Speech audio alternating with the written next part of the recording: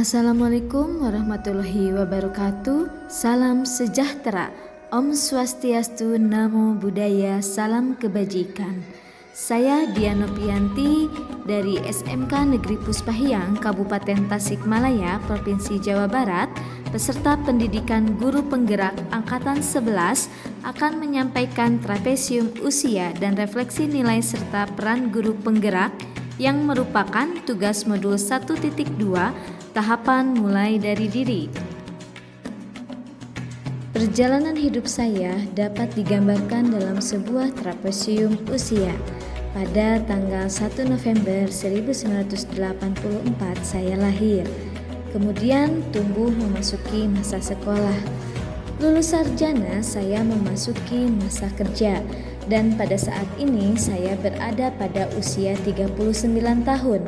Kelak saya akan memasuki masa-masa pensiun.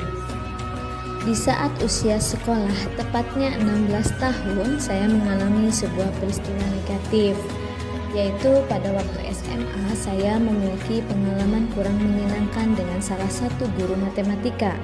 Beliau sering sekali menggunakan metode pengajaran yang keras dan tidak sabar. Kondisi saya dari awal masa pendidikan, saya kurang minat dengan pelajaran ini.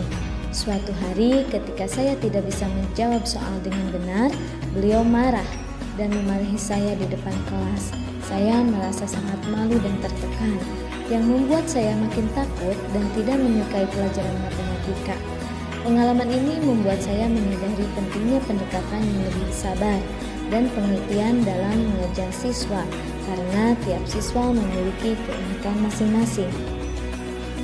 Pada usia yang sama, saya juga mengalami sebuah peristiwa positif, yaitu saya mempunyai guru bahasa Inggris yang sangat inspiratif. Beliau selalu membuat suasana kelas menjadi menyenangkan dan interaktif. Salah satu momen yang paling berkesan adalah ketika beliau mengadakan lomba pidato bahasa Inggris. Saya merasa sangat gugup pada awalnya. Namun, dengan dorongan dan dukungan dari beliau, saya berhasil tampil dengan baik dan memenangkan lomba tersebut. Beliau berkata, "To check your speaking ability, how you can perform well with good pronunciation and good intonation, look at yourself in front of the mirror." Momen ini sangat berharga bagi saya karena memberikan kepercayaan diri yang besar. Kedua peristiwa tersebut sangat membekas pada hati saya.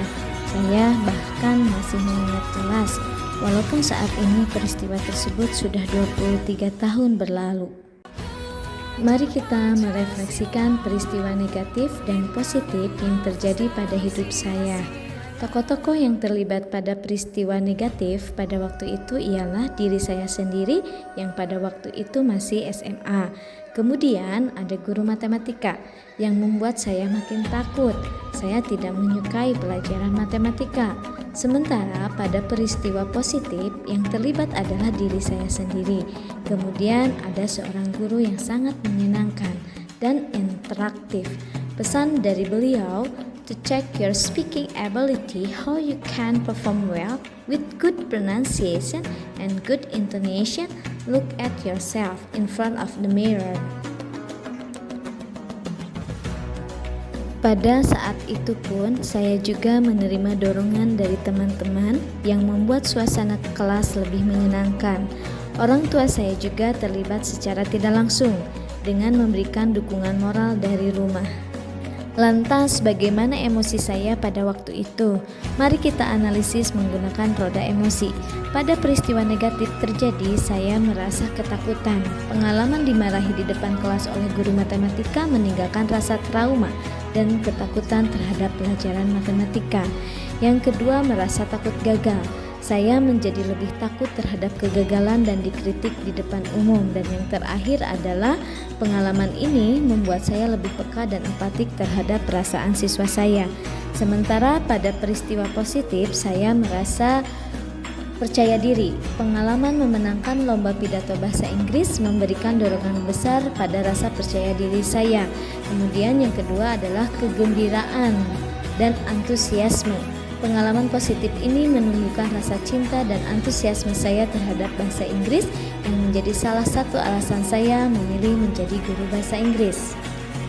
Setelah 23 tahun berlalu, saya masih mengingat dengan jelas peristiwa tersebut.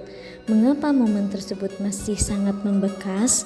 Karena yang pertama, periode penting dalam pembentukan karakter dan identitas seseorang itu ada pada usia PAUD hingga sekolah menengah. Pengalaman yang dialami selama masa ini seringkali meninggalkan jejak mendalam yang dapat membentuk cara pandang, perasaan, dan reaksi seseorang terhadap situasi serupa di masa depan. Kemudian yang kedua, sangat melibatkan emosi. Peristiwa-peristiwa ini sering melibatkan emosi yang kuat, baik positif maupun negatif.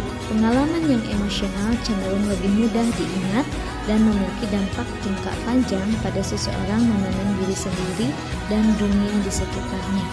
Kemudian yang ketiga, pengaruh sosial dan lingkungan hidup. Interaksi dengan guru, teman, dan lingkungan sekolah memberikan pengalaman sosial yang sangat signifikan. Dukungan, dorongan, atau sebaliknya, kritik dan hukuman dari lingkungan sosial ini dapat membentuk kepercayaan diri, rasa aman, dan cara berinteraksi dengan orang lain. Dan yang terakhir adalah pelajaran hidup.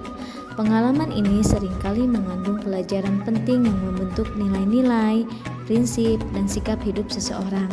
Misalnya, pengalaman positif dengan guru bahasa Inggris mengajarkan pentingnya dukungan dan inspirasi. Sementara pengalaman negatif dengan guru matematika mengajarkan pentingnya pendekatan pengajaran yang empatik dan sabar. Belajar dari peristiwa negatif yang saya alami dan peristiwa positif yang saya alami pula, maka ketika saya menjadi seorang guru, saya harus melakukan beberapa hal. Yang pertama, mampu mengenali tanda-tanda emosi dan memberi dukungan yang tepat. Kemudian yang kedua, menjadi sumber inspirasi dan motivasi bagi siswa. Yang ketiga, membangun lingkungan belajar yang aman dan mendukung. Dan yang keempat adalah menggunakan pendekatan individual. Setiap siswa memiliki latar belakang dan pengalaman yang berbeda, sehingga penting untuk tidak menggunakan pendekatan yang sama untuk semua siswa.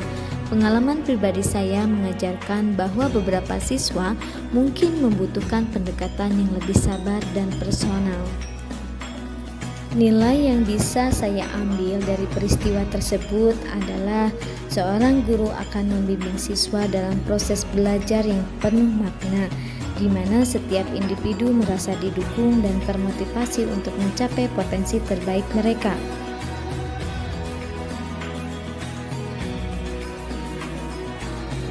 Sebagai seorang guru penggerak, agar bisa menggerakkan siswa, rekan guru, dan komunitas, maka menurut saya seorang guru penggerak harus memiliki nilai diri yang berpihak pada murid, optimis bisa mencapai perubahan yang baik, inovatif untuk menemukan pemecahan masalah, terbuka, dan mau bekerja sama. Seorang guru penggerak memiliki peranan penting dalam memperbaiki dunia pendidikan saat ini. Adapun peranan guru penggerak menurut saya ialah ia harus menjadi seorang penggagas, menginspirasi, memotivasi, memimpin terjadinya perubahan menuju pendidikan yang merdeka dan berhamba pada siswa. Sekian pemaparan dari saya, mudah-mudahan memberi kebermanfaatan bagi kita semua. Salam guru penggerak, bergerak, bergerak, menggerakkan. Wassalamualaikum warahmatullahi wabarakatuh.